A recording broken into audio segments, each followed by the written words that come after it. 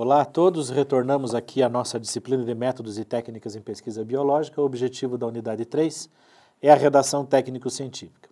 Essa unidade é dividida em 3 partes. A primeira parte é uma parte estrutural, explicativa do que é a redação técnico-científica e cuidados que se tem que ter na redação. Uma segunda parte é um conjunto de regras. Eu coloquei na aula passada e nessa parte também há na bibliografia dos slides o livro que fala sobre normas da ABNT a partir da Universidade Federal do Paraná. E, por favor, sigam estas normas, ou seja, isso é padrão, isso é formatado, não há como ser diferente. Portanto, é um conjunto de normas, um conjunto de regras. Não há o porquê aqui ficar lendo regras, lendo normas. Eu gostaria que vocês, à medida em que fossem objetivando a escrita, enxergando a escrita, percebessem essas regras, essas normas, e então, lá nos fóruns de dúvida, na webconferência, tirássemos as possíveis dúvidas a partir disso. A terceira parte da disciplina é uma instrução, uma instrumentalização de recuperação de informações a partir da internet. Isso é também um conjunto de procedimentos que basta ler esses slides e vocês têm noções de como fazer essa recuperação de informações.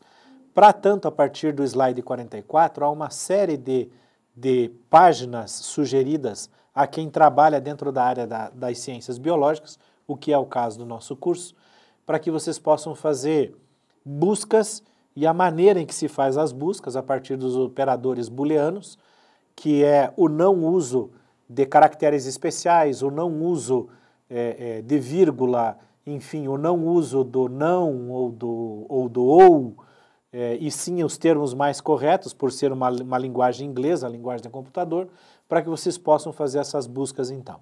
Então, objetivamente, na unidade 3, o que vai ser explicado a vocês são as noções básicas primeiras do que se tem que ter cuidado com o que é a redação técnico-científica. Conjunto de normas, vai-se a bibliografia, aplica-se a partir dele. E a recuperação de informações da web é o que o slide propriamente diz, ou seja, basta seguir aquelas orientações. Então vejam bem, no slide 2, há ali a formatação da página que você tem que deixar no seu computador. Uma página A4, com 3 centímetros superior e 3 centímetros à esquerda, 2 centímetros à direita e 2 centímetros abaixo. Essa é a estrutura de margem que tem que ser dada ao que se chama de um documento para a redação técnico-científica.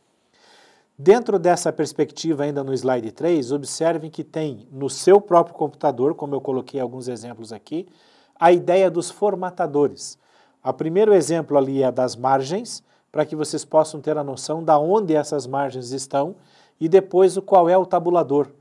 Na segunda imagem dessa página 3, o tabulador tem que estar em 1,25. Geralmente os computadores vêm com 1,27 ou 1,30. Baixem, por favor, para 1,25. Vamos, então, entrar numa questão mais objetiva da redação científica, né? Entre todos esses termos que estão colocados aqui na página 4, que é a sequência didática de um projeto, ou de um TCC, ou de um artigo, enfim, todos esses itens, se não especificados, fazem parte um do outro, mas precisam estar dentro da ideia da redação de um trabalho científico. Introdução, relevância, objetivo, fundamentação teórica, metodologia, orçamento, plano de ação, resultados, discussões, considerações finais. É claro que, se é o trabalho final, se é o TCC, o artigo, a dissertação, a tese, é lógico que orçamento e plano de ação são questões que são descritas dentro da metodologia que foi feita. E se é projeto, elas precisam estar escritas de modo, então, especificado também dentro da própria metodologia. Olhando, então, cada um desses itens, exceto a introdução e considerações finais, começamos a escrever um trabalho sempre a partir da ideia da sua relevância. Introdução é a última coisa que escrevemos depois de escrever considerações finais. Introdução é a primeira síntese do trabalho. E ela considera nesta síntese desde a ideia da justificativa até as considerações finais. Por isso é chamada introdução. Na introdução consta uma série de situações, como foi colocado na aula passada, na unidade 2, desde a ideia da linha metodológica até a possibilidade de resultados, perpassando por objetivos, pelas dimensões de planejamento, perpassando pelas possibilidades de resposta, pela metodologia utilizada, ou seja, até que tipo de ideias finais eu terei nesse trabalho. Isso tudo a introdução traz. Por isso ela só pode ser escrita depois que for feito, então, considerações finais, tá? Nesta sequência lógica dos itens, um fundamentando o próximo item, e assim é no projeto e assim é no TCC também, precisamos ter cuidado na formatação da escrita, na clareza e na objetividade. Vejam bem, o modelo de escrita é esse que está mostrando agora para vocês, com uma série de círculos. Cada círculo desse representando uma ideia. Observem que, como é um círculo, não tem nem início, nem meio, nem fim, ou seja, começa e volta para o mesmo ponto. Além do que, esses círculos estão um dentro do outro, traduzindo uma ideia de tema, de objeto e de foco, porém, são ideias não interligadas, são ideias separadas. Dificilmente consegue-se ler um trabalho nessa estrutura. Uma outra noção é essa, segunda, parece um zigue-zague, ou seja, eu aprofundo, volto, subo, desço, venho, vou, não tenho uma linha definida dentro da estrutura do trabalho. Uma próxima ideia é essa terceira, que tem alguns pontilhados. Esses pontilhados indicam histórias paralelas. Histórias paralelas num trabalho científico não tem razão de existir. Lembre, um trabalho científico ele é objetivo, ele tem início, meio e fim. Precisa ser claro e conciso. Não há espaço para histórias paralelas dentro de um trabalho científico. Cuide muito bem com essas questões de estar estendendo algumas situações que não necessariamente precisam estar dentro do trabalho. Uma quarta ideia é essa de zigue-zagues, onde objetivamente traduz-se aqui que está escrevendo o trabalho pelo resultado das atividades e não pelo todo, não pela ideia central. E uma última ideia, essa quinta, é essa linha de início ao fim. Essa é a razão melhor de escrita. Vejam onde está o foco de cada uma.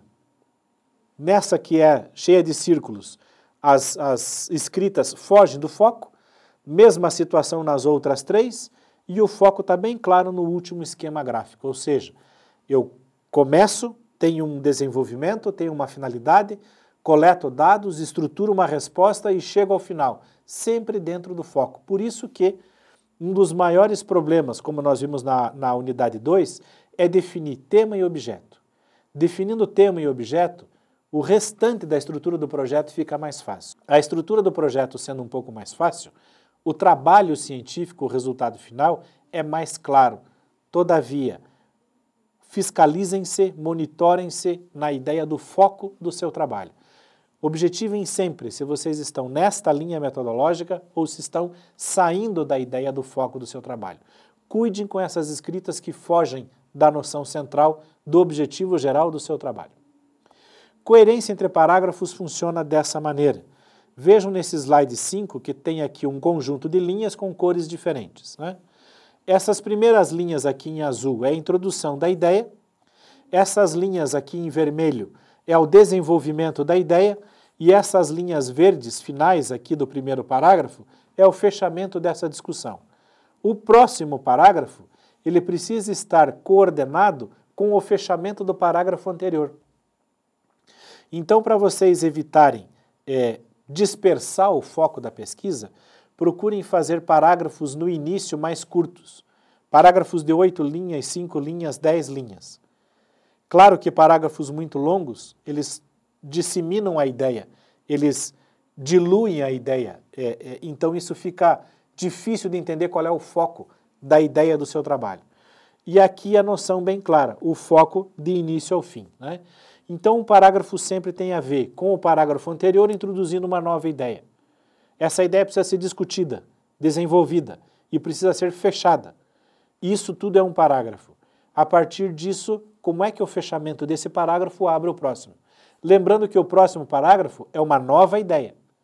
E o conjunto dessas ideias tem que traduzir o teu objetivo.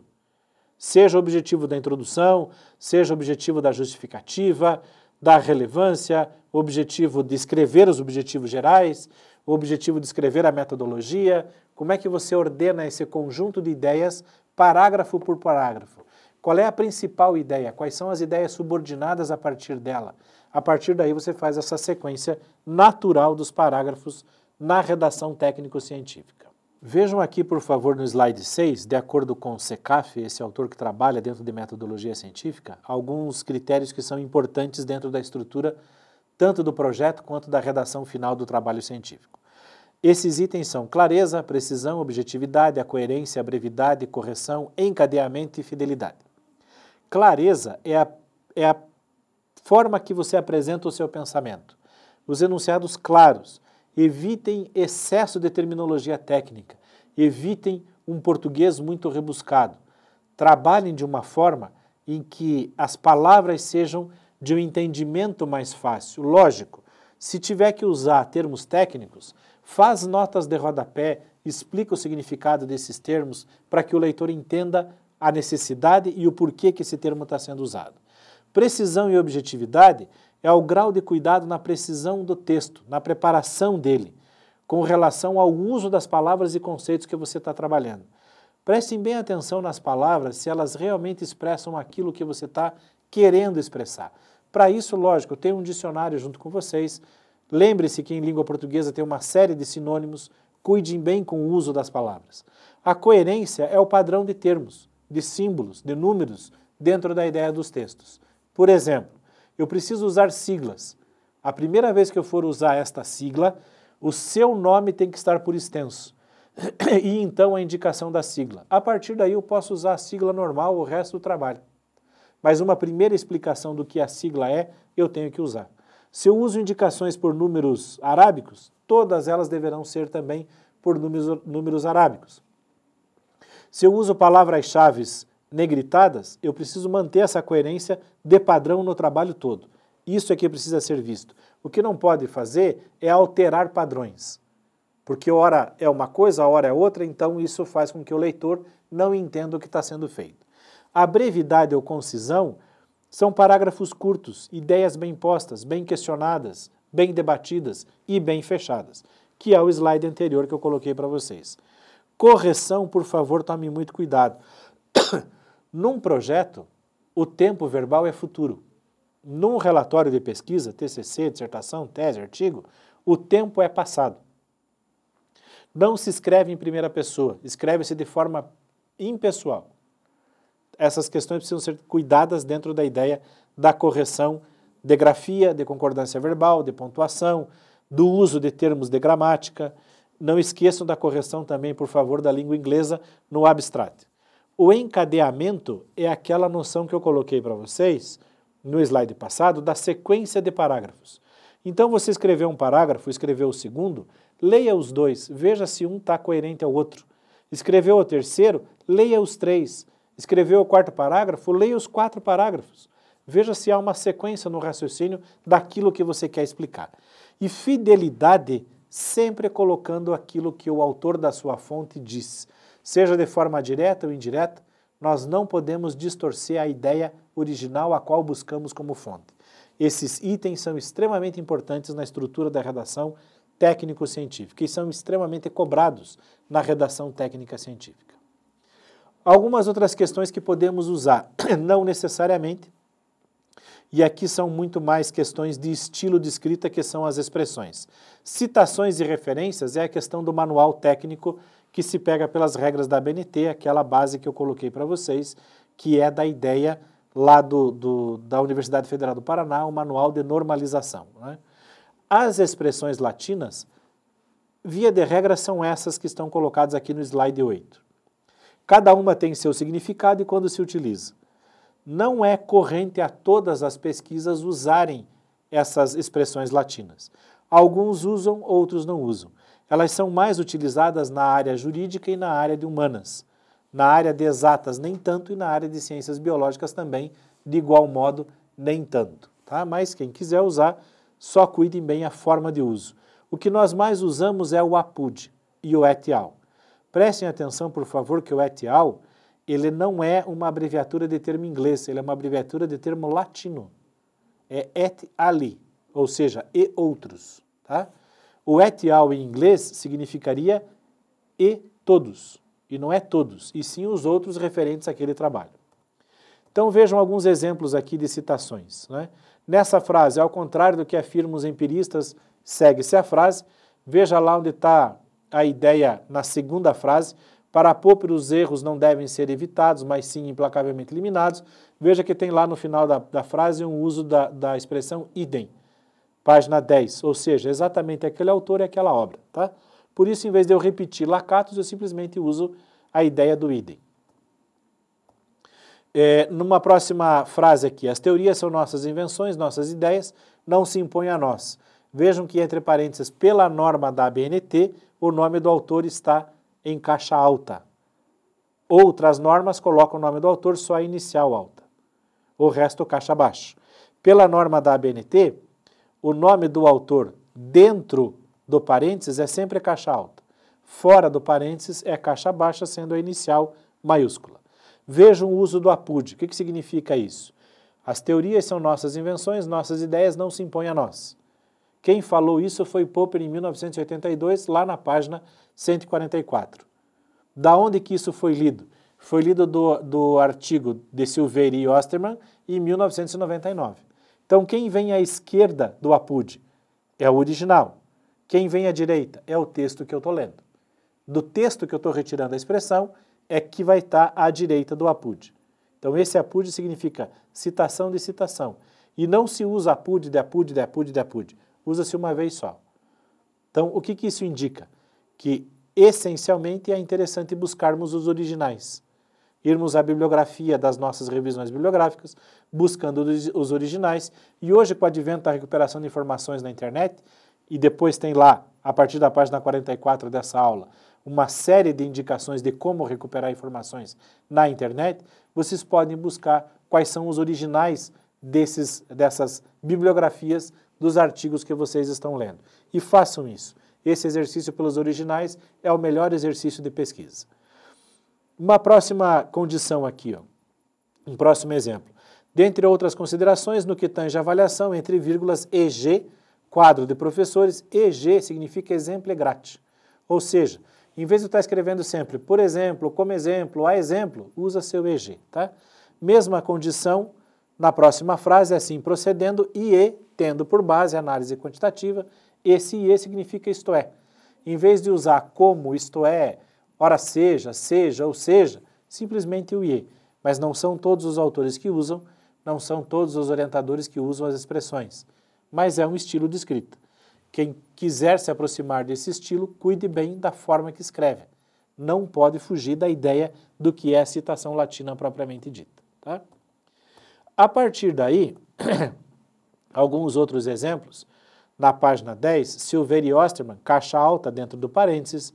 A ideia de mais de um autor na próxima frase, para Popper, os critérios de demarcação. Veja que está lá, Silveira e Osterman, 1999, página 9, ponto e vírgula. Aí Moreira, ponto e vírgula, Lakatos, ou seja, são vários autores, várias obras, separam-se por ponto e vírgula. Se fosse somente dois autores, seria apenas a letra E entre eles. Eu posso retirar, inclusive, um pouco de informações de uma citação, colocando entre parênteses o sinal de reticências, né? Vejam aqui na próxima frase, em relação à utilização em sentido geral, com 1998, vejam que ele está só com caixa alta, o resto é tudo letra minúscula, porque está fora do parênteses, né? E também a ideia aqui do opsit, que é na mesma obra citada, e o ponto e vírgula, porque são dois autores diferentes, tá? Citações, forma de citações, que é a sequência do slide 11, e essa sequência que leva a vocês a como fazer citações, ou como utilizar essa ideia de citações, de referências, como trabalhar os elementos de referências, enfim, essa sequência de autoria, essa situação outra que tem de categorias de escrita. Vejam, por favor, que tem 18 itens, 19 itens aqui de sequência de citações. A próxima categoria é referente ao título, a próxima categoria é referente à editora, depois o que se chama dados de publicação ou de produção. Aí entra algumas questões como datas, por exemplo, descrição física, localização da referência, apresentação da referência, tipo elementos, alinhamento, pontuação, destaque tipográfico, etc. Quais são todos os elementos, forma de pontuação, Ordenação das referências, nós usamos a alfabética, mas aqui está explicado para vocês como é que é a numérica, sistemática, geográfica e cronológica, para que vocês possam exercitar essas questões, mas o que nós fazemos é sempre a alfabética, essa é a normativa da ABNT. Então está tudo explicadinho na sequência até a página 43. Na página 44 em diante é o uso da internet, a recuperação de informações. Então, desta página de citações até a página 43 dos slides, é o manual de normalizações da ABNT. Ele está na bibliografia do jogo de slides, busquem esse manual, adquiram esse manual, porque ele faz parte agora da sua condição de escrita. Está escrevendo o que diz a regra, dentro da regra como é que eu tenho que fazer.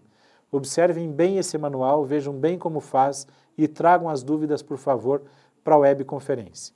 A unidade 3 encerra-se dessa forma. Vejam bem a recuperação de informações na internet, para que nós possamos tirar as dúvidas, então, no nosso próximo encontro. Muito obrigado a todos.